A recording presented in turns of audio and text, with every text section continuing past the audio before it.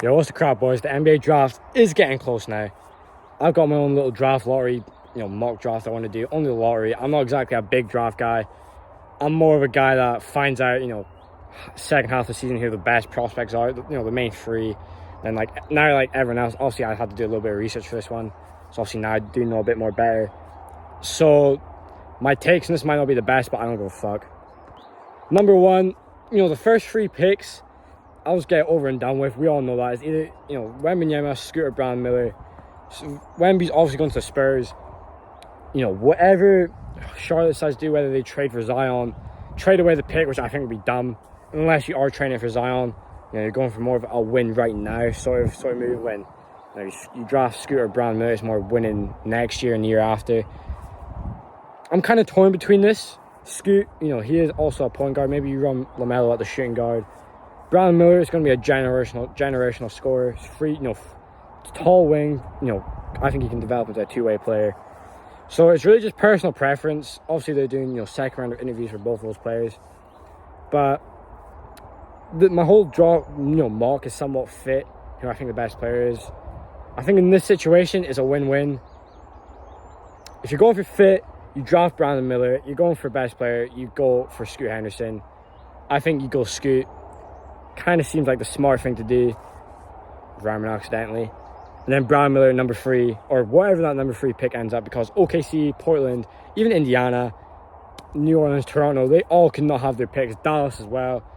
This final mock draft order might not be looking the same come draft. My number 4th pick, if you don't get James Harden, I think you go with Ausar Thompson.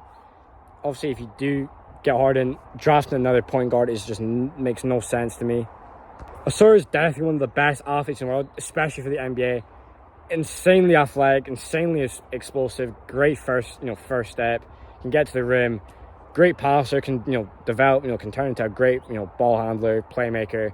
A backcourt duo of him and Jalen Green, I think that could be a great backcourt for the future. He's also a great defender. His leaping ability, like I said, with the athleticism is just insane.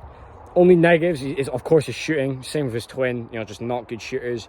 And he did play in a bad league. That competition is crazy, which, if you were going for a safe bet on who, the worst, quote-unquote bust would be, it would be the Thompson twins. But I don't know. I don't see that happening. There are obviously draft busts in the top 10 every draft. It could be these guys because of the bad competition they played. Could lead to a slow start in the NBA career. But they're just so athletic, so NBA body ready, that they might just have a shaky first half of the rookie season, and then the rest of the career they're solid. I would still pick Ausar. Now, with the Pistons, this guy that, I'll say Taylor Hendricks, when I see him in mocks, he's near the end of the lottery, / the 10th spot. I'm taking him 50. If I'm the Pistons, I am taking him here. 6'9", can shoot, can defend well. This guy seems NBA ready. He can block shots, great creative scorer. I think with him, with that, can create a big four of Cade Cunningham, Jane Ivey, Jalen Duren, and him. I think that could be a great start for the Pistons rebuild. Obviously, it started going great when you got Cade. I think adding Taylor Hendricks to this team, I think that accelerates their timeline by a year. And Pistons could be, fighting for the play in this season, possibly playoffs. He does need to work on his ball handling and shot creation. I may have said a few seconds ago that he's got good shot creation. I think I did. If not, he needs to work on that. Apart from that, though, obviously all these rookies have flaws. Every rookie has a flaw. I think he'll play through it. I think this would be an obvious pick.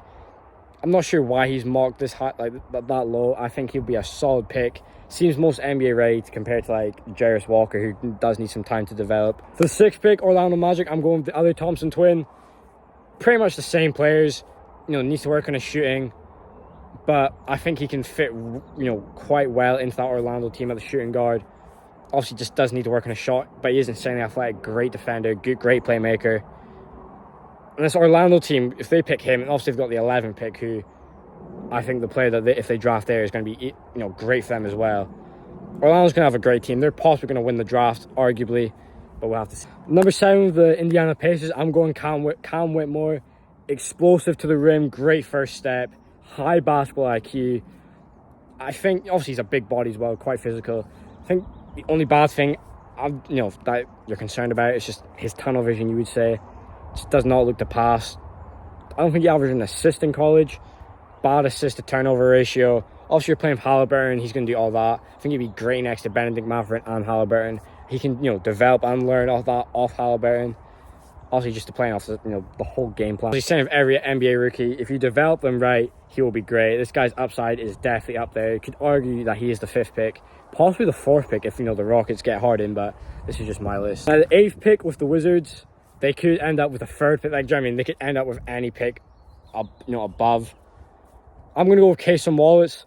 Once again, just a Kentucky guard who's been overlooked in the draft, who's going to go, mid-lottery, possibly out the lottery. You've had, SGA, Devin Booker, Tyrese Maxey, Emmanuel Quickley. Who else did I forget? Did I say Devin Booker? Shea. Did I say Shea? You've got multiple Kentucky guards that just don't go early in the draft. Obviously, like 11th early.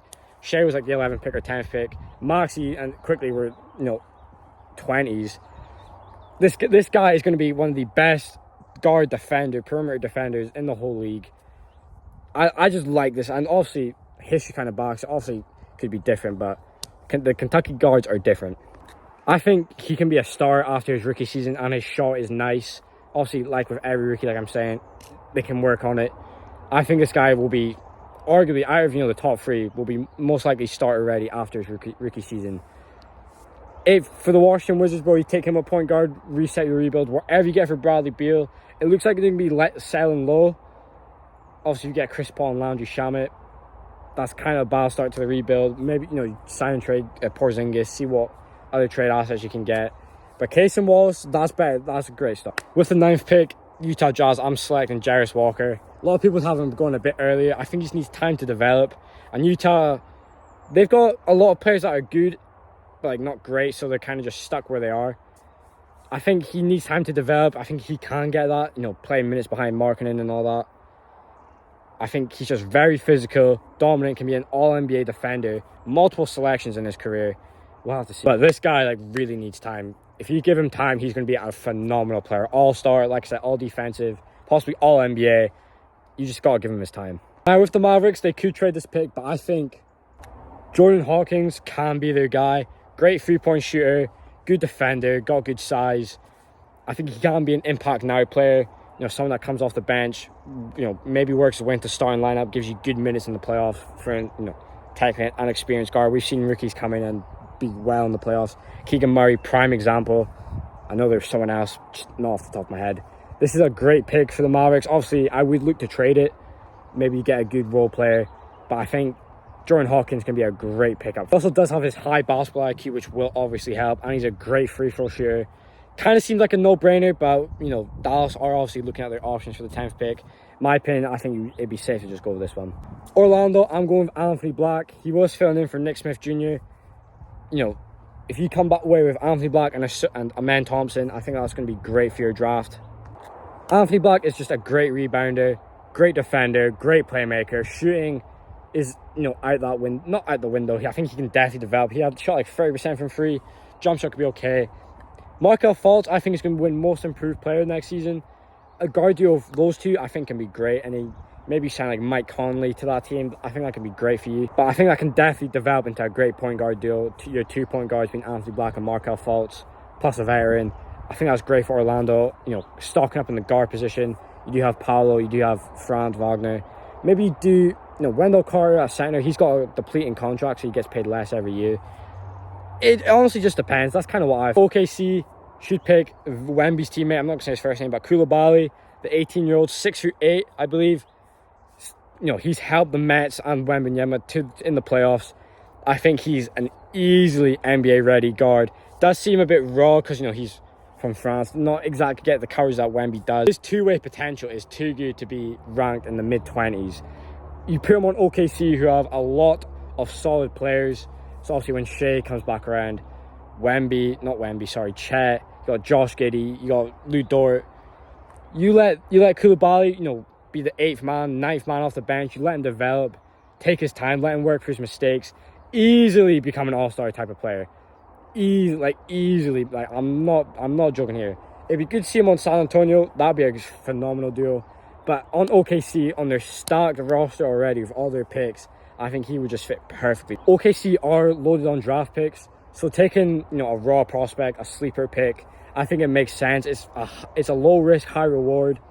You know, let's say he doesn't turn out to be the player you want him to be. You have all those picks anyway.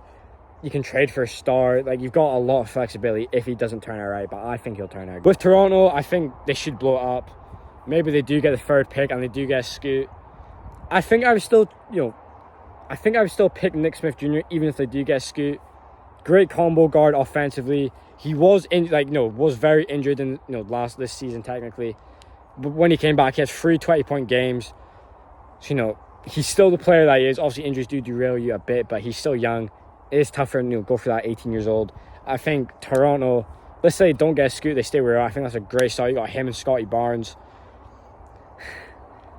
Let's say you trade away them to Portland. You get Scoot. You got Scoot, Nick Smith, and Scotty Barnes. Great start. And 4 teams with the Pelicans, which they might not even have their pick. Depends on what they do with Zion if they try to trade for Scoot.